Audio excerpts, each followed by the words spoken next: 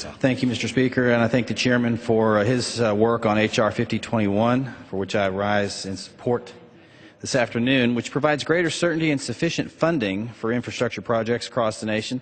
Without an immediate solution for the Highway Trust Fund's depletion, our state highway departments are left wondering if there will be adequate funds to continue any infrastructure improvement.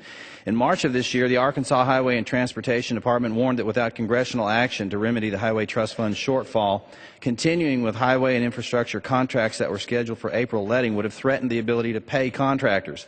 As a result, 10 vital projects totaling over $60 million were either put on hold or forced to find alternative methods of temporary financing. My colleagues have described similar scenarios in their own states, meaning that across the nation, new infrastructure projects have already ground to a halt, threatening general contractors, their employees, suppliers, and both directly and indirectly supported by these projects.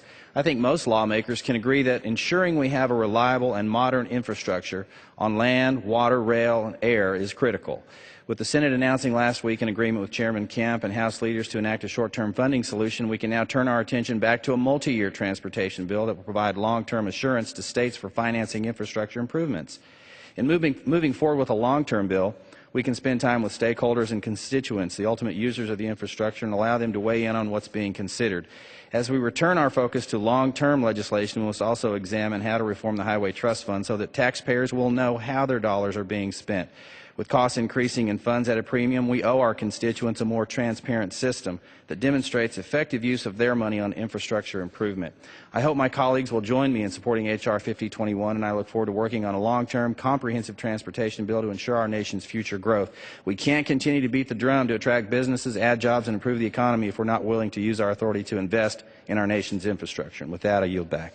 The gentleman yields back the balance of his time. The gentleman from West Virginia is recognized. Speaker, I'm happy to yield 2 minutes to the distinguished lady from Texas, Ms. Eddie Bernice Johnson. The gentlelady from Texas is recognized for 2 minutes.